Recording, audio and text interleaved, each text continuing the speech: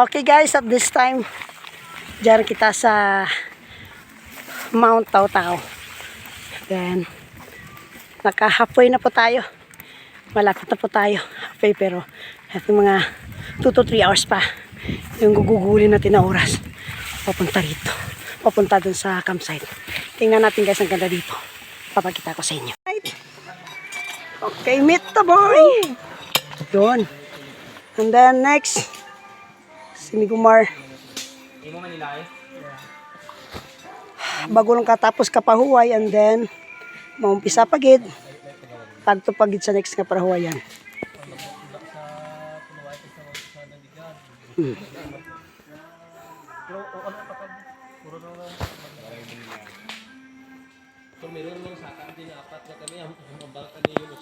Okay.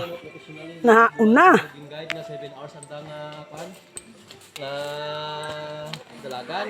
dalagan ka panaw mal na so para mo to ang pinaka dasig naman naging gaydan. Pero kami time. Isip-isip oras. Pira oras na meg. Pira oras Walang buhay to. Ha? Walang buhay. Pira oras na. Pagabot naman to si Musto galo. Turo sa pastora. Wow. Lagan to, lagan na. Walang buhay to, Meg. Kam na gidi. Kwan pa. For the next stop.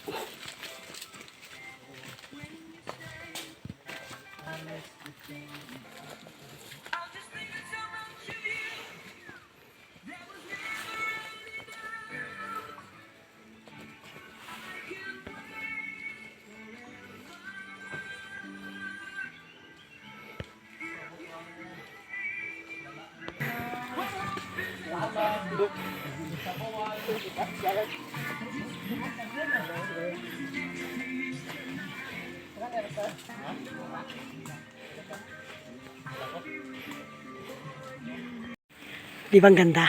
Okay, so. Yun. Ganda. Yun yung mga triyuti, oh.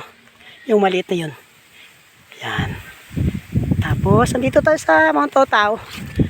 Doon tayo dumaan nung nakaraan. Nung pumunta tayo doon, oh. Mount Itadjaw. Yan. Wow. Sarap pa ng hangin. Oh. Ay, habol tayo sa kanila guys. Nandun na sila, oh. Okay. Ayun. Welcome to Mount Tautau. Alright. Ayos na ayos. Ganda pa ng hangin.